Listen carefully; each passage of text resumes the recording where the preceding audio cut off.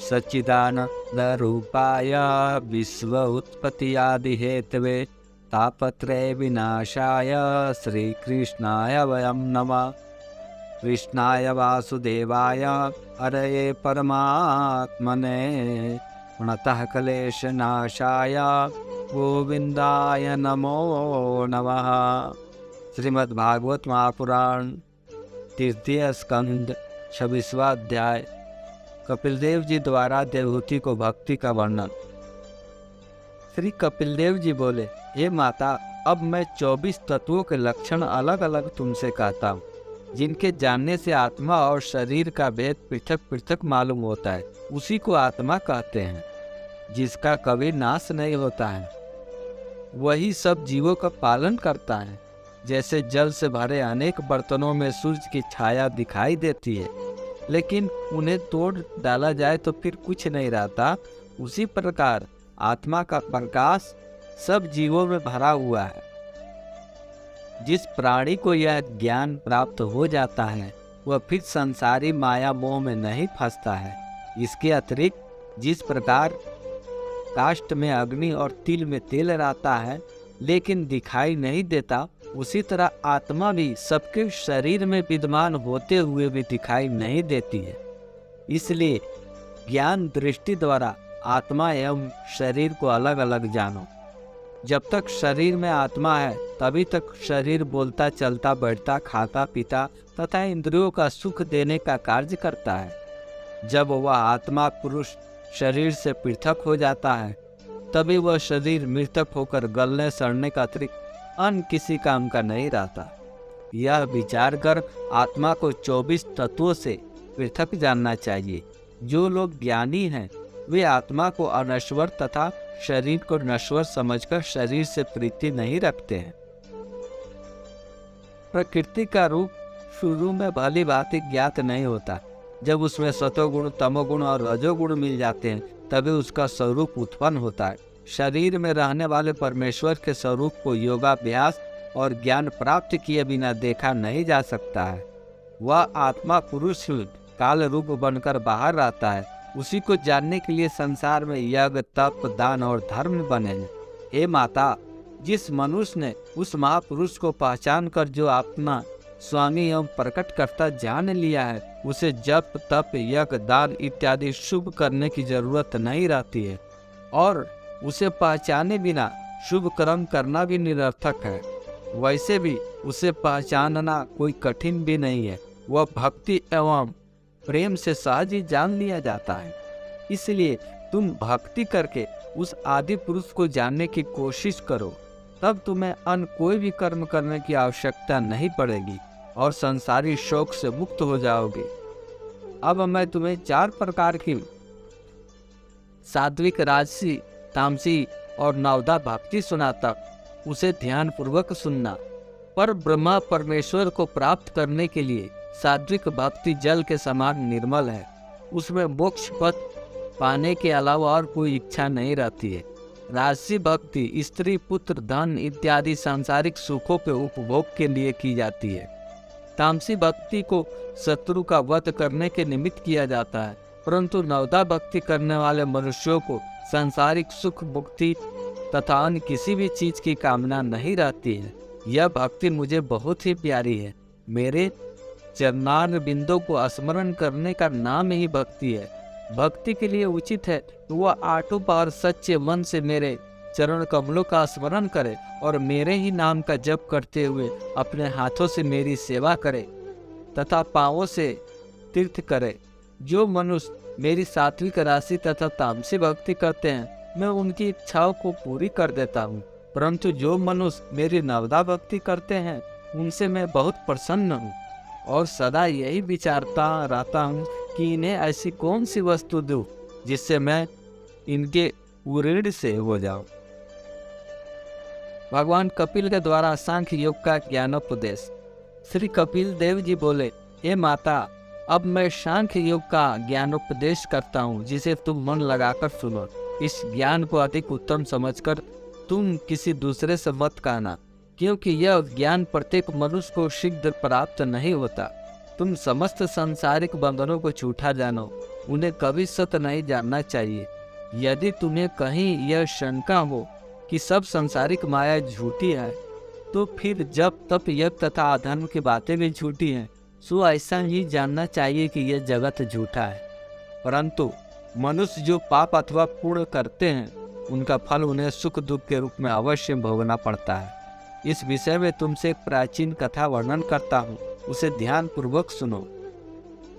एक समय एक मनुष्य जंगल में लकड़ी काटकर उसका बोझ अपने सिर पर रखकर बेचने के लिए जा रहा था। मार्ग में जब वह दोपहर की गर्मी के कारण थक गया, तब एक पेड़ के नीचे जाकर उसने अपने सिर पर रखे हुए ईंधन के बोझ को उतारकर धरती पर रख दिया। तत्पश्चात वह पास के कुएं से जल पीकर वहीं पर बैठकर आराम करने लगा। इतने में उसने देखा कि एक घुड़सवार अपने घोड़े को दौड़ाता हुआ जल पीने के लिए उस कुएं की ओर चला आ रहा है। उसे देखकर लकड़हारे के हृदय में यह विचार प्रकट हुआ कि यदि मेरे पास घोड़ा होता तो मैं भी उस पर बैठकर इसी प्रकार चलता। यूं पैदल ही सिर पर बोझ रखकर चलने से तो धूप में पैर जलते हैं। इसी सोच में वह लकड़हारा कुएं की जगह पर सो गया। तब उसे स्वप्न में घोड़ा मिल गया। जब वह घोड़े पर सवार होकर दौड़ने लगा तो वह घोड़े से गिर गया। उस स्वप्न अवस्था में जब वो उछला तो कुएं में गिरने के कारण उसके हाथ पांव टूट गए। इसलिए हे माता, जिस प्रकार उसका घोड़ा मिलना मिथ्या है और कुएं में गिरने से चोट लगना सत्य हुआ, उसी प्रकार संसारी सुख को तो मिथ्या जानना चाहिए, परंतु पाप करने से मनुष्य को दंड अवश्य मिलता है, इसे सत्य ही जानना चाहिए। जब लोगों ने उस लकड़हारे को कुएं से निकालने की कोशिश की, उस समय कुएं के अंदर से ये वह बोला, जब स्वप्न में घोड़े पर चढ़ने से मैंने यह फल पाया, तो जो लोग नित्य घोड़े पर चढ़ते हैं वे न जाने किस गहरे कुएं में गिरकर दंड पाएंगे। हे माता, जो मनुष्य संसार में रथ, वस्त्राभूषण, स्त्री, मकान इत्यादि का सुख पाकर यह समझता है कि समस्त सुख को मैं अपने पुरुषार्थ से भोग रहा हूँ, तो उनका यह समझना भारी अज्ञान है। क्योंकि भगवान की कृपा के बिना किसी को सुख नहीं मिलता, इसलिए ऐसे व्यक्ति को अवश्य दुख भोगना पड़ता है। परंतु जो मनुष्य उस सुख को भगवत कृपा से प्राप्त हुआ समझकर उसमें लिप्त नहीं होते और अपने वर्ण तथा देह का धर्म जानकर किसी को कष्ट नहीं पहुंचाता, उसे कभी भगवान का दंड नहीं भोगना पड़ता है। भगवान कपिल देव जी के मुख से इस ज्ञानोपदेश को सुनकर देवहूति बोली, हे महात्मन, आपने जो यह कहा कि इस देह को आत्म पुरुष से अलग जानना चाहिए, सो यह तो बहुत कठिन मालूम होता है। बिना नेत्रों के देखे उस पुरुष को अलग कैसे जाना जा सकता है? वो पुरुष तो देह में ऐसे व्याप्त है जैसे कि दूध में घी और अग्नि में तेज रहता है।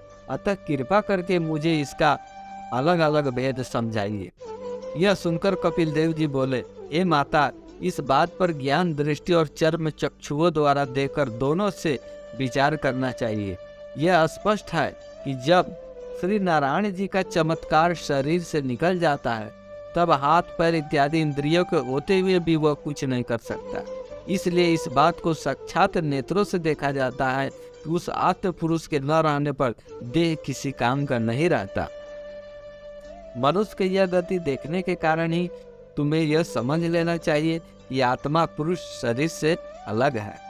जैसे विषय मनुष्यों के पास संपत्ति देकर उसके धन और धर्म को बेश्या अनेक तरह से नष्ट कर देती है, वैसे ही मेरी माया धर्मात्मक पुरुषों के समीप जाकर उन्हें कई प्रकार से छलने का प्रयास करती है। उस समय जो लोग मेरी शरण में रहते हैं, उन पर उस माया का कोई प्रभाव नहीं पड़ता। गंगा मेरे चरणों से प्रकट हुई है, जो मनुष्य उसमें स्नान करते हैं वे सब पापों से मुक्त हो जाते हैं। श्री कपिल जी द्वारा इस ज्ञान को सुनकर देवहूति ने कहा, हे प्रभु, मैंने आपके कथनानुसार आत्मा को शरीर से अलग समझ लिया, परंतु मेरे मन का इसी शीघ्रता पूर्वक संसारी माया ज्ञान से अलग होना एवं श्री हरि के चरणों में अनुरक्त होना बहुत कठिन दिखाई देता है। जिस दिन से आपके पिता तपस्या के लिए वन में गए हैं, उस दिन से उन्हें एक क्षण के लिए भी मैं नहीं भूल पाती हूँ। मेरा हृदय उनकी ही चिंता में लगा रहता है। अतः आप कृपा करके मुझे कोई ऐसा उपाय बताइए जिससे मुझे ज्ञान तथा मुक्ति सहज में ही मिल जाए। तब कपिल देव जी बोले, हे माता, मैं तुम्हें भक्ति योग का सरल मार्ग बताता हूँ, तुम उसे ध्यान पूर्वक सुनो। श्री नारायण जी से मिलने के लिए यदि कोई व्यक्ति अपने मन को धीरे धीरे लगाता है तो उसे मुक्ति अवश्य प्राप्त हो जाती है। जिस प्रकार की कोई मनुष्य तीर्थ यात्रा के लिए घर से निकले और प्रतिदिन चलता रहे तो वह किसी न किसी दिन अपने गंतव्य के स्थान पर पहुंच ही जाता है। उसी तरह जब कोई पथिक मार्ग में थकने के बाद किसी से यह पूछता है कि ठहरने का ठिकाना अभी कितनी दूर है, जब उसे यह मालूम होता है अभी थोड़ी दूर और है, तब वो थका हुआ होने पर भी उसी स्थान पर जैसे तैसे पहुंच ही जाता है। परंतु यदि उसे यह पता चले कि अभी ठहरने की जगह बहुत दूर है तो वह थक कर वहीं ठहर जाता है। इसी तरह मैं तुमसे कहता हूँ कि भक्ति, पूजा, व्रत, नियम, कथा, कीर्तन आदि परमात्मा को प्राप्त करने के सुगम मार्ग हैं। पूजा भी कई प्रकार की होती है। उनमें से एक पूजा तामसी है, जिसमें मनुष्य अन्य लोगों को बुरा एवं स्वयं को भला बनाने के लिए माया फेरता है और अपने मन में किसी शत्रु के मर जाने की कामना करता है। दूसरी पूजा राजसी होती है, जिसमें श्री नारायण जी के नाम पर मनुष्यों से वस्त्र, धन, मिष्ठान, सुगंध आदि लेकर उसे स्वयं काम में उपभोग किया जाता है। ऐसे लोग अपने शालिग्राम पर और लक्ष्मी नारायण जी की मूर्ति को सांसारिक सुख प्राप्त करने के लिए अन्य लोगों से पूजवाते हैं, अथवा अन्य पुरुष के घर में जो शालिग्राम की मूर्ति होती है उस पर भक्ति और श्रद्धा नहीं रखते हैं। तीसरी सात्विक पूजा है, जो मुक्ति प्राप्त करने के लिए की जाती है। चौथी भक्ति निर्गुण है, इसमें मुक्ति प्राप्त करने की इच्छा भी नहीं रखी जाती। इस भक्ति के अलावा यज्ञ, तप, पूजा, दान, व्रत आदि जो भी शुभ कर्म किए जाते हैं वे सब परमेश्वर के नाम पर अर्पित कर दिए जाते हैं और उनके बदले में कोई इच्छा नहीं रखी जाती है। हे माता, मेरी कथा और कीर्तन सुनते समय जो भक्त करुणा के स्थलों पर रो देता है और हर्ष के स्थान पर आनंद विभोर हो जाता है, उसे देखकर मैं अत्यंत प्रसन्न होता हूँ और अपने मन में सदैव यह विचार करता हूँ कि मैं उस भक्त को प्रसन्न करने के लिए कौन सी अवश्य वस्तु दूं, जिससे उसके ऋण से ऋण हो सकूं। इस तरह के भक्त जीवन मुक्त होते हैं। इसलिए हे मेरे भाइयों, हे मेरे बंधुओं, आप लोग भगवान की कथा मन लगाकर सुने और नित्य निरंतर भगवान ने जैसे बताए वैसा ही आप भक्ति करें। जय जय श्री राधे, जय जय श्री राधे, जय जय श्री राधे। शेष अगले अंक में।